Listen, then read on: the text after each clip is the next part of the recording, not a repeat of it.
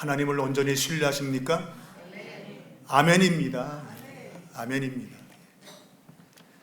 오늘 읽은 이 성경 본문을 가지고 눈물이 기쁨이 되는 날이라는 제목으로 함께 말씀을 나누겠습니다. 이별 생각도 못했는데. 이별은 슬픈 것입니다. 가장 긴 이별은 과연 무엇인가? 아마 그건 죽음일 겁니다. 죽음 못지않게도 긴 이별도 있습니다. 저희 아버지는 19살 때 피난 오셔서 거의 74년 정도를 고향에 가지 못했습니다. 이산가족으로 긴 세월을 사셨습니다. 가족을 보고 싶었지만 볼 수 없는 이별의 삶을 살았던 것이죠.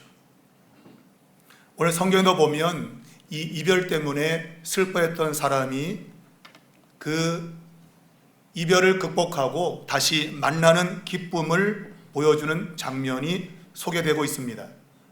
오늘 읽은 본문에는 야곱이라는 사람이 사랑하는 아들 요셉을 20년 넘게 이별하고 살았는데, 죽은 줄 알고 그렇게 이별하고 살았는데 그 아들을 만나게 되는 것입니다.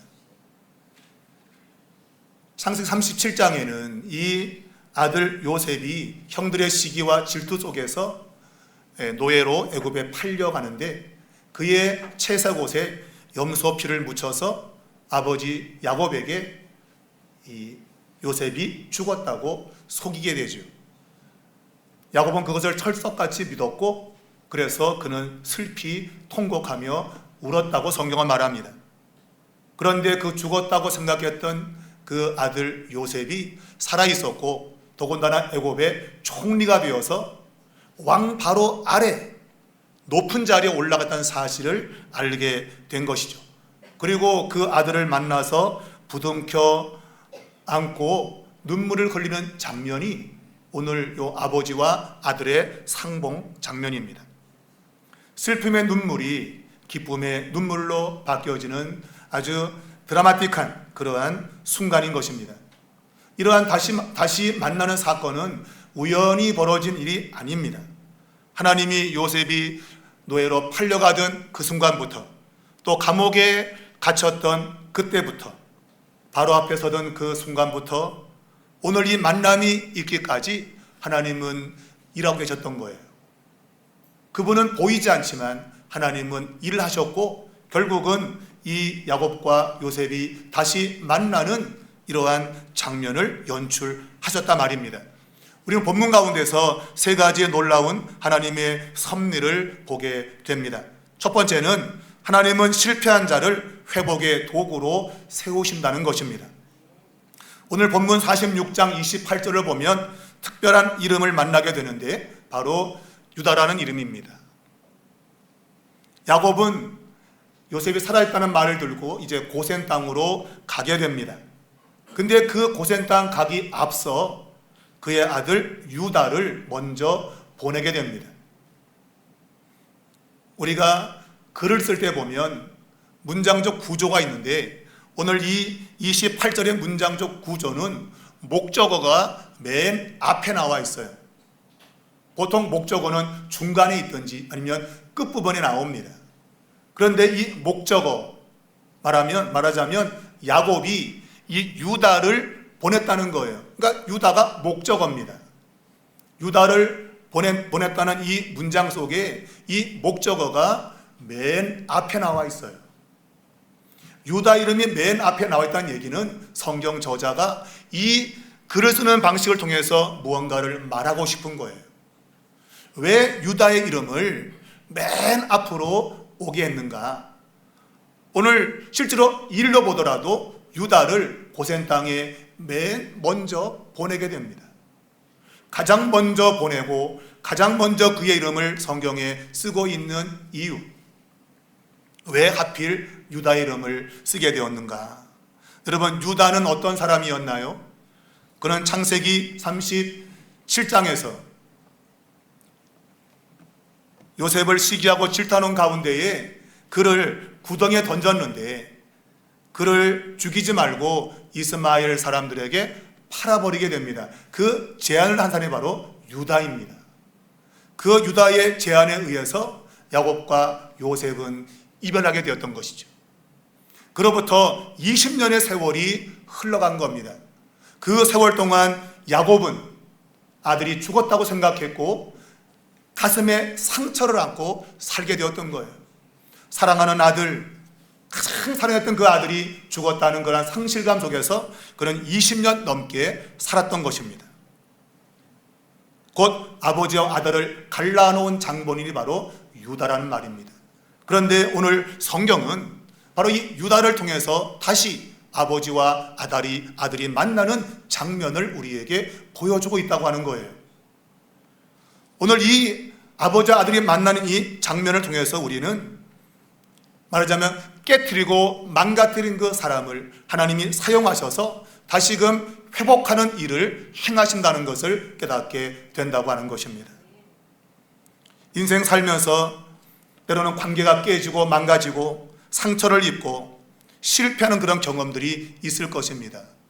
여러분과 저에게 말입니다. 오늘 이렇게 망가뜨려진 그 장본인이 회복시키는 그 일에 다시금 사용되고 있는 것은 하나님의 놀라운 섭리적인 역설입니다. 우리는 실패한 사람을 누가 쓰겠는가라는 생각을 하기 마련이지요. 그런데 하나님은 그 실패한 사람을 사용하셔서 그 망가지고 깨어진 가정을 다시 회복시키고 있다고 하는 거예요.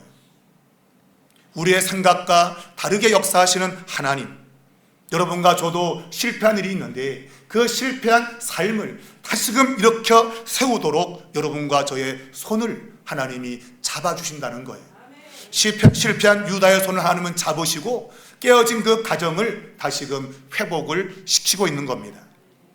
성경에 보면 예수님을 3번이나 부인했던 베드로를 통해서 오순절날 3,000명을 회개시키는 이러한 역사가 일어난 거예요. 예수님을 3번 부인한 사람을 어떻게 하나님이 쓸 수 있습니까? 예수님을 저버린 사람을 어떻게 쓸 수 있단 말입니까? 그런데 하나님은 이 베드로를 사용하셔서 3번이 아니라 3,000명을 살리는 이러한 역사를 이루었던 거예요.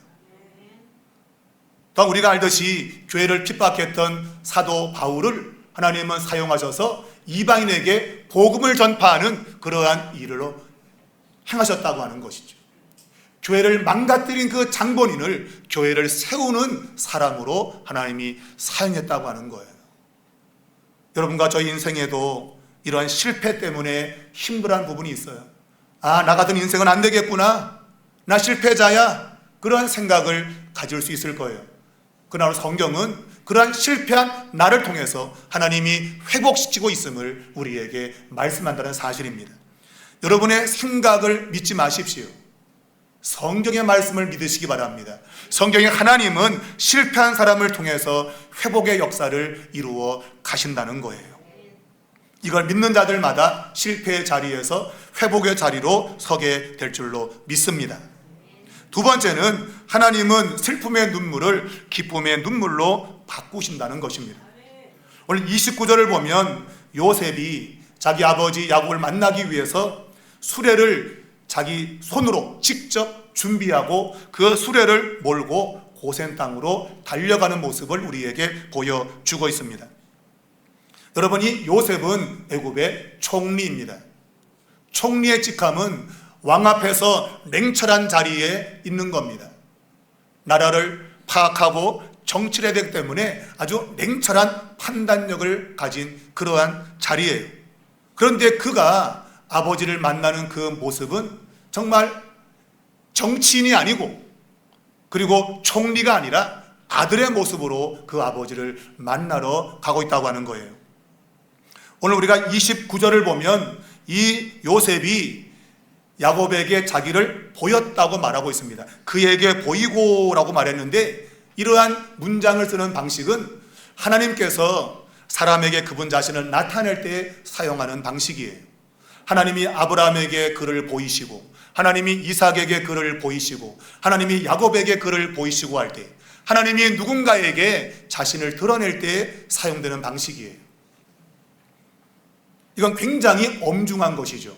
하나님이 어떤 분인가 하는 것을 드러내는 자리이기 때문에 엄중한 자리입니다. 그런데 오늘 이 문장을 통해서 하나님이 그렇게 엄중한 모습만이 아니라 아들이 아버지를 만나러 달려가는 그러한 감동이 풍부한 그런 분임을 우리에게 소개하고 있는 겁니다. 하나님은 딱딱한 분이 아닙니다. 하나님은 부드러운 분이십니다. 오늘 이 요셉이 아버지를 만나러 가는 그 모습, 오늘 성경은 그것을 본다는 단어로 소개하고 있는데, 이 모습은 마치 누가복음 15장에서 집을 나간 탕자가 거지가 되어서 돌아올 때 그의 아버지가 문 밖에 있다가 멀리서 그의 아들을 바라보고 달려가는 모습과 오버랩 겹쳐지고 있습니다. 여러분, 이 아버지는 약간 정신 나간 아버지입니다. 자신의 재산을 다 말아먹어버린 그 아들이 거지가 되어 돌아오는데, 근데 그 아들을 멀리서 보았어요. 그리고 달려갔다고 성경은 말하고 있습니다. 그 아들에게 달려가는 그 아버지의 모습이 오늘 요셉이 자기 아버지에게 달려가는 모습과 똑같은 모습을 보여주고 있는 것이죠. 바로 이러한 모습은 바로 하나님의 모습을 우리에게 보여주고 있는 것입니다. 하나님은 딱딱한 분이 아니라 사랑하는 자식들을 향해서 달려오시는 분으로, 측은함을 여기고 달려오신 분으로 우리에게 소개하고 있는 거예요. 여러분, 총리면은 자기 부하한테 수레, 우리가 수레 그러니까 무슨 구르마 같은 걸로 생각하는데 그게 아니고 전차예요. 전차. 왕이나 높은 사람이 타는 아주 웅장한 그러한 전차를 가리키는 거예요. 그러한 전차를 자기가 직접 손으로 준비해서 고센 땅으로 가고 있다고 하잖아요. 하나님이 누구에게 시키지 않고 그분 자신이 사랑하는 아들을 향해서 달려가는 그런 모습을 보여주면서 하나님이 어떠한 분인가 하는 것을 우리에게 이야기하고 있는 겁니다. 여러분, 하나님은 오늘 여러분과 저에게 달려오시는 분이에요. 여러분과 저가 잘나서가 아니라 하나님의 자녀이기 때문에 우리가 실패했지만 우리를 불쌍히 보고 하나님은 달려오시는 겁니다. 여러분이 이 자리에 나오기 전부터 하나님은 여러분을 보셨고 여러분을 향하여 달려가고 있는 거예요. 오늘 요셉이 손수 마차를 준비하고 전차를 준비하고 아버지를 향해서 달려가는 모습, 바로 그 모습처럼 말입니다. 사랑하는 여러분, 하나님께서 우리에게 달려오시는 그 모습을 믿음으로 바라볼 수 있기를 축복합니다. 요셉이 오늘 이 아버지를 만나서 끌어안고 아무 말도 하지 못했습니다. 그리고 단지 울었다고 성경은 말하고 있습니다. 여러분, 이 눈물은 무슨 눈물일까요? 37장에 20년 전에는 요셉의 그 죽음을 애통해하며 그 피 묻은 옷을 붙잡고 야곱이 통곡했습니다. 그 통곡은 슬픔의 눈물이었어요. 근데 오늘 여기서 만나서 우는 이 울음은 슬픔의 눈물이 아니라 기쁨의 눈물이었던 겁니다. 여러분, 하나님은 우리의 슬픔의 눈물을 기쁨의 눈물로 바꾸시는 분임을 기억하시기 바랍니다. 오늘 이 요셉의 눈물은 기쁨의 눈물이었습니다. 왜냐하면 야곱이 죽지 않고 살아있었기 때문입니다. 우리가 생각하면 이 요셉이 살아있는 것 때문에 사실 야곱이 기뻐해야 되는 것이죠. 근데 성경은 도리어 요셉의 울음, 기쁨의 울음을 더 강조하고 있다는 겁니다. 왜 그런가 하면 요셉은 자기 아버지의 안부가 궁금했습니다.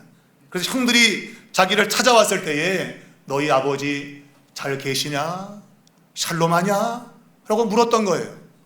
왜냐하면 20년 세월이 지나면서 특별히 기근이 왔을 때에 혹시 아버지가 죽으신 것이 아닌가, 그런 마음의 염려가 있었던 거죠. 그래서 형들에게 너희 아버지가 샬롬하시냐? 평안히 계시냐? 라고 물었는데 오늘 그 아버지가 살아계셨던 거예요. 그래서 이 요셉이 그 아버지를 끌어안고 기쁨의 눈물을 흘렸던 것입니다. 바로 이 요셉의 눈물은 물론 야곱의 눈물이기도 합니다. 그런데 야곱의 눈물로 소개하지 않고 요셉의 눈물로 소개하고 있는 이유는 이 기쁨이 얼마나 큰 것인가 하는 것을 도리어 강조하기 위해서 이런 방식으로 쓰고 있는 것입니다. 사랑하는 여러분, 야곱은 오늘 이 요셉을 만나서 기쁨의 눈물을 흘립니다. 그리고 이렇게 고백합니다. 이제 내가 죽어도 조카도다. 내가 내 얼굴을 보았고 내가 아직 살아있기 때문이다 라고 이야기했어요. 여러분, 이 참 재밌는 표현입니다. 이제 내가 죽어도 조카다. 여러분, 야곱은 죽으려는 사람이 아니에요. 이 사람 살려고 바둥바둥했던 사람입니다. 그래서 야복강 나루에서 자기 형 에서가 400명의 군사를 데리고 온다는 그 모습에 두려워 떨면서 그 밤에 어떤 사람과 씨름을 했다고 하잖아요. 그 씨름한 사람은 하나님이셨습니다. 살리기 위해서 하나님과 씨름을 한 거예요. 내가 살아야겠습니다. 내게 축복해달라고. 가랑이가 찢어지도록 그냥 가랑이를 붙잡고 그냥 나 좀 살려달라고. 이 사람은 죽고 싶은 사람이 아니에요, 원천적으로. 그래서 그가 야복강에서 그 사람으로부터 이름을 야곱에서 이스라엘로 승리자 이름으로 받은 그 이후에 그가 다리를 절면서 걸어가는데 성경은 분이엘을 지날 때에 아침이 밝았다는 말을 쓰고 있어요. 분이엘, 하나님의 얼굴이란 뜻이에요. 하나님의 얼굴을 대면하고도 내가 살았다라는 그 감격을 보여주고 있는 거죠. 하나님 만나면 모든 인간은 죽습니다. 그런데 자기는 하나님 만나고도 내가 살았어. 그 살았던 감격이 굉장했던 거예요. 하나님 만나서도 살았는데 형 에서를 만나면 사는 건 당연하죠. 하나님 만나고도 살았는데 형을 만나면 죽겠습니까? 안 죽죠. 그 사는 기쁨을 바로 이 분이엘이라는 단어가 표현하고 있는 거예요. 그랬던 그가 오늘 성경 본문에는 이제 내가 죽어도 조카다 그랬어. 이젠 죽어도 좋대요. 왜 그럴까요? 그런 죽기 싫은 사람인데 이제는 죽어도 좋대요. 왜 그럴까요? 하나님의 구원을 보았기 때문입니다. 여러분, 하나님의 구원을 보는 것, 하나님의 구원을 믿는 것은 그렇게 우리의 삶에 만족을 준단 말이에요. 여러분, 내가 이제 죽어도 나는 괜찮아요. 하나님의 구원을 믿고 있어요. 하나님의 구원을 내가 봤어요. 그런 얘기예요. 여러분, 죽기 싫으시죠? 죽기 싫죠? 아직까지 하나님의 구원을 모르기 때문에 그래요. 하나님의 구원을 알고 그분의 구원을 믿으면 이제 나는 죽어도 족합니다. 이 말을 누가복음 2장에 보면 또 한 군데 나오는데 바로 이 시므온이 아기 예수를 품에 안고 그가 고백한 대목이에요. 거기 보면 주제여 이제는 말씀하신 대로 종을 평안히 놓아주시는도다. 내 눈이 주의 구원을 보았사오니. 시므온이 하나님의 구원을 기다리고 있었어요. 메시아를 기다리고 있었어요. 근데 그 메시아가 지금 자기의 품 안에 있는 거예요. 아기 예수를 본 거죠. 그 아기 예수가 메시아임을 그가 알았던 거예요. 그래서 하나님 이제 난 죽어도 좋습니다. 하나님의 구원을 내가 봤다 이거. 여러분, 구원을 봤다. 죽고 싶네 갑자기. 여러분, 그렇다고 죽으라는 말은 아니에요. 이 표현은 그만큼 놀라운 표현인 겁니다. 죽고 싶다는 그 사람이 죽겠다고 하는 그것은 내가 이제는 정말 내 삶이 완전해졌다는 거예요. 이제 내 삶은 완벽합니다. 그런 얘기예요. 무언가 부족함이 없다는 겁니다. 여러분, 내가 예수를 만나기 전에는 모든 게 다 부족했어요. 근데 예수를 만난 사람은 이제 부족함이 없는 겁니다. 지금 내 손에 뭔가 쥐어있지 않아도 하나님의 구원이 내게 주어졌기 때문이에요.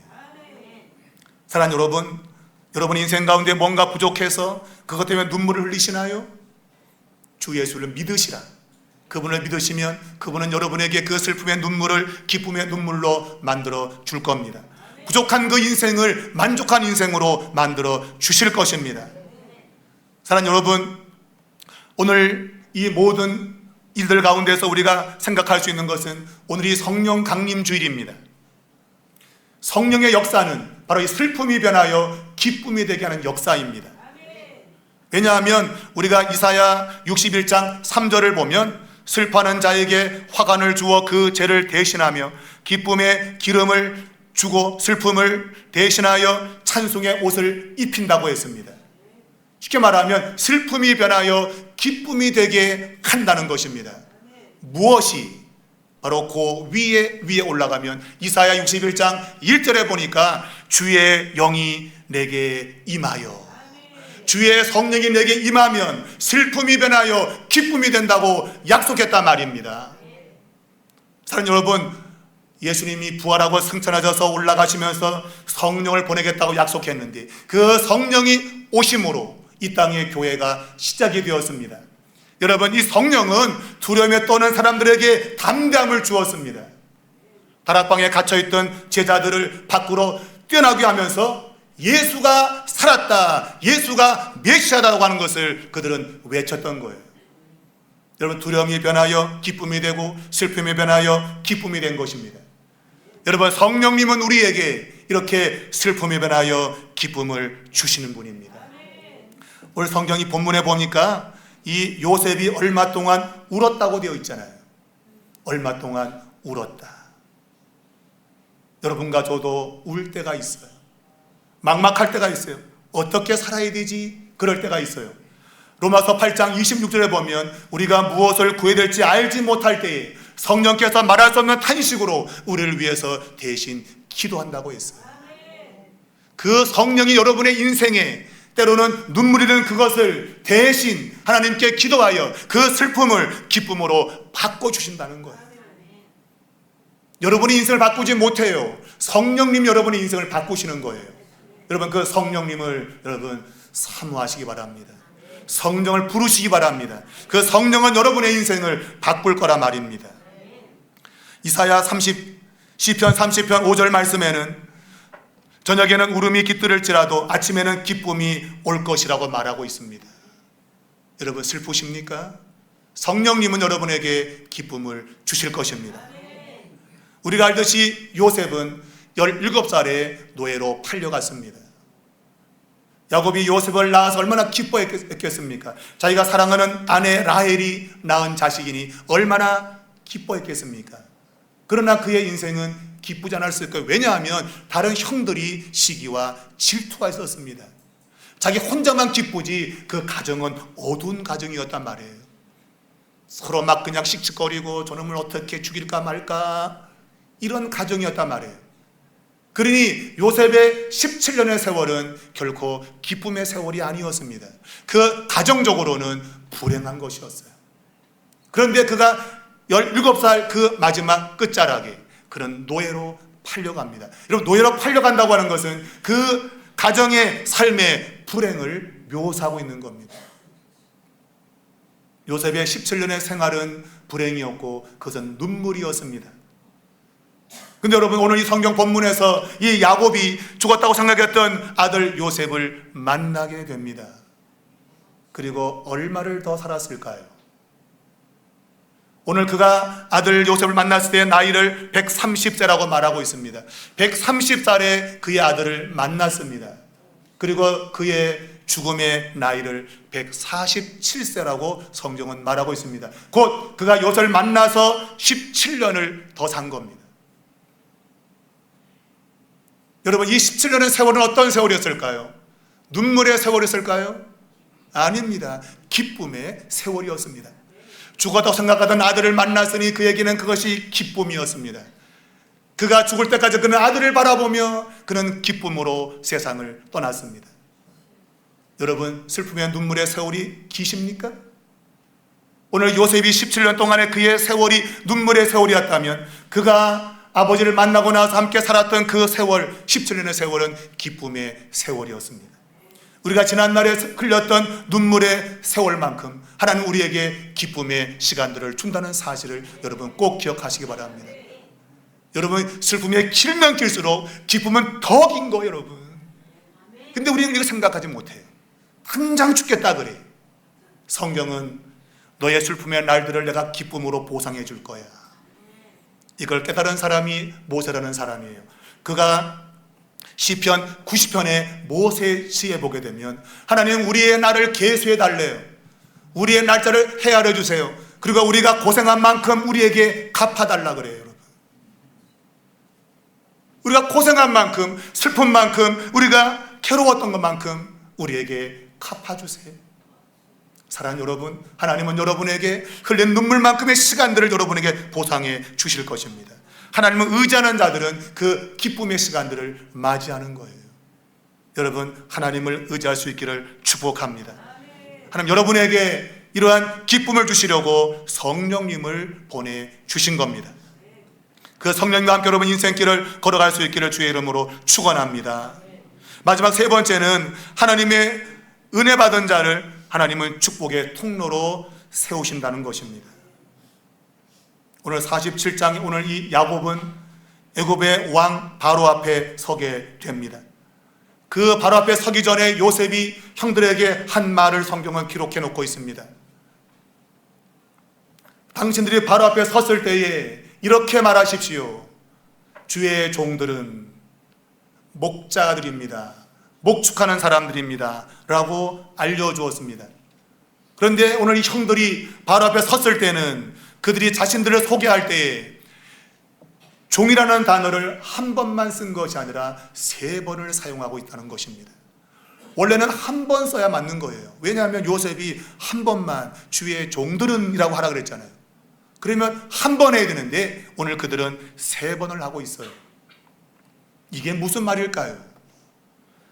여러분, 이 형들은 남들이 자기보다 높아진 걸 꼴을 못 보는 인간들이에요. 그래서 요셉이 꿈을 꾸었을 때 그 꿈을 시기한 겁니다. 왜? 그 꿈을 보니까 자기 동생이 자기보다 잘 되는 꿈이었거든요. 그래서 꼴을 못 보는 거예요. 이 가운데도 그런 꼴 보기 싫은 사람 있죠, 그죠? 그런 꼴 절대 내가 못 봐. 그런 사람이 있을 거예요. 그랬던 그들이 세월이 흘러 하나님의 섭리 속에서 그들 자신을 낮추는 사람으로 등장하고 있는 겁니다. 한 번만 종들에가 말하면 좋을 텐데 그들은 종들이라고 세 번씩이나 말하고 있어요. 이것은 그들이 세월이 흐르면서 하나님의 손길을 깨달은 것입니다. 아, 높아지면 안 되겠구나. 낮아져야 은혜를 받는 것이구나 하는 것입니다. 여러분, 오늘 이들이 자신들을 낮추었을 때에 놀라운 역사가 일어났습니다. 오늘 이 형들이 원했던 것은 고센 땅이었습니다. 그 땅은 양들을 키우고 가축을 기르기 좋은 입지 조건을 가지고 있는 곳이었어요. 그래서 고센 땅을 달라고 했습니다. 그런데 바로는 야, 그거 말고 애굽 땅에서 가장 좋은 땅을 가져가. 여러분, 가장 좋은 땅 가져가래. 여러분, 좋은 땅을. 야, 니네 보기에 가장 좋은 걸 가져가래. 여러분, 하나님이 우리가 우리 자신을 낮추고 하나님께 뭔가를 기도할 때 하나님은 우리가 생각하고 구하는 것보다 훨씬 더 좋은 것들을 주는 걸 믿으시기 바랍니다. 여러분, 낮추시기 바랍니다. 겸손하시기 바랍니다. 그러한 자에게 하나님은 우리가 구하는 것보다 훨씬 좋은 것들로 하나님은 응답해 주신다고 하는 거예요. 에베소서 3장 20절 보니까 우리가 구하는 것보다, 우리가 생각하는 것보다 더 넘치도록 하실 이 하나님이 그렇다고 얘기해요. 여러분과 저가 구하는 것보다 더 좋은 것을 주시는 분이라 그런 말씀이지요. 사랑하는 여러분, 오늘 더 놀라운 사실은 이 야곱이라는 사람이 이 바로 왕을 축복하는 겁니다. 원래 축복은 높은 사람이 낮은 사람에게 하는 거예요. 자기가 뭐가 있어야 뭐 복을 주든가 말든가 하지, 자기 거지인데 어떻게 복을 줘요? 여러분, 거지가 복 줘요? 거지는 복을 못 준다. 줄 게 있어야지. 여러분, 이 야곱이라는 사람과 오늘 이 바로 왕을 비교해 보면 야곱은 거지입니다. 그는 130의 나이를 먹었습니다. 완전 늙어 빠진 쭈렁맘탱입니다. 그래서 네 나이가 몇이냐, 도대체 몇 살이길래 그렇게 쭈렁맘탱이야, 이 얘기죠. 너 참 많이 늙었다. 몇 살이니? 그 얘기를. 내 나이 130인데 우리 조상의 연수에 비하면 아주 못 미쳐도록 짧습니다. 그런데 험악한 세월을 살았습니다. 여러분, 야곱은 험악한 세월을 살았어요. 그런 살기 위해서 몸부림쳤던 사람입니다. 그래서 비록 자기의 조상보다 짧은 세월을 살았지만 그러나 그렇게 늙어버린 거예요. 여러분, 그가 누구를 축복할 수 있겠습니까? 그 늙어 빠진 130의 나이에 그 늙은이가 누구에게 복을 줄 수 있겠습니까? 근데 놀랍 성경은 그 야곱이 애굽의 왕을 축복했다고 말하고 있어요. 애굽의 왕을 축복했다. 오늘 이 요셉이 형들을 바로 앞에 세울 때 그 단어를 보면 그냥 보였다고 되어 있어요. 형들을 보여주었다. 말 그대로 소개하는 걸, 형들 인사해 소개시킨 겁니다. 그런데 이 요셉이 자기 아버지 야곱을 세울 때는 성경 보니까 서게 했다고 되어 있어요. 이 단어는 하나님 앞에 서는 인생을 가리킬 때 쓰는 단어예요. 일개의 왕이 아니라 하나님 앞에 사람을 세울 때 쓰는 단어란 말이에요. 여러분, 야곱은 비록 130의 나이에 쪼그랑 밤탱이지만, 그런 늙어버린 사람이지만 하나님 앞에 서 있다는 겁니다. 여러분과 저가 가진 것이 없고 배운 것도 없고 자랑할 것도 없는데 하나님 앞에 서 있잖아요.